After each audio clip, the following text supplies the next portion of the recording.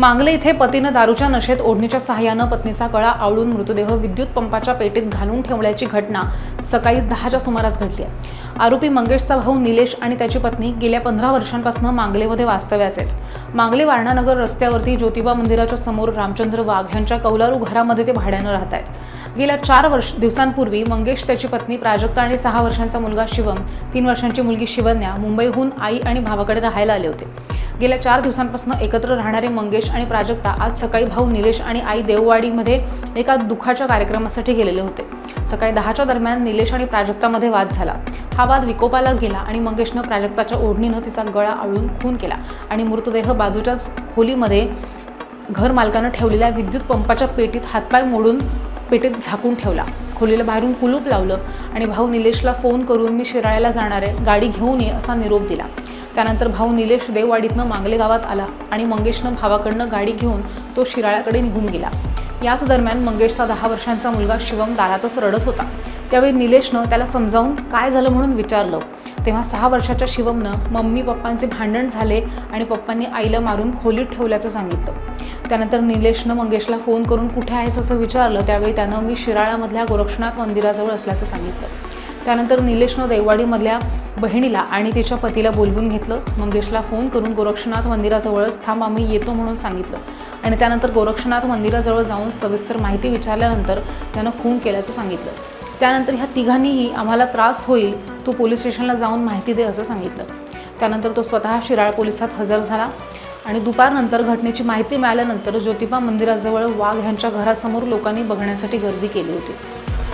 शिराळा पोलिसांनी मयत प्राजक्ताच्या आईला आणि इतर नातेवाईकांना या घटनेची माहिती दिली। पोलिसांनी पंचनामा करून मृतदेह उत्तरीय तपासणीसाठी शिराळामधल्या उपजिल्हा रुग्णालयामध्ये नेण्यात आलाय। आई रजनी जाधव यांनी शिराळा पोलीस ठाण्यामध्ये फिर्याद दिली आहे। अधिक तपास शिराळा पोलीस ठाण्याचे पोलीस निरीक्षक सिद्धेश्वर जंगम करतायत।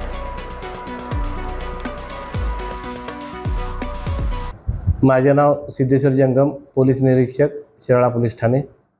काल दुपारी मंगेश चंद्रकांत कांबळे, वय 32 वर्ष, राहणार मांगले, सध्या राहणार पनवेल, हे पोलीस ठाणे येथे आले होते त्यांच्या नातेवाईकासह।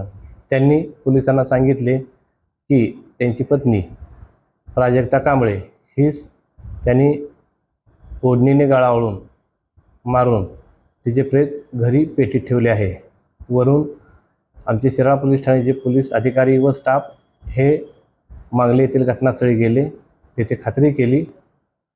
त्यावरून यातील मयत पत्नी नामे प्राजक्ता कांबळे हिची आई रंजना अर्जुन चांदणे यांनी तक्रार दिल्याने शिराळा पोलीस स्टेशनला गुन्हा रजिस्टर नंबर 79/2025 भारतीय न्यायसंहिता 2023 कलम 103 1 238 अन्वये खुनाचा गुन्हा दाखल झाला।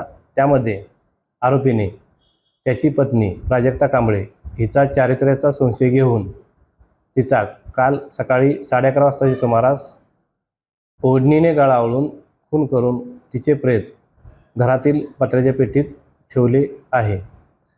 बाबत तक्रार दिल्याने गुन्हा दाखल केला व यातील आरोपी मंगेश चंद्रकांत कांबळे, वय 32 वर्ष, राहणार मांगले, यास अटक केली असून त्याचा तपास आम्ही पुढे करीत आहोत।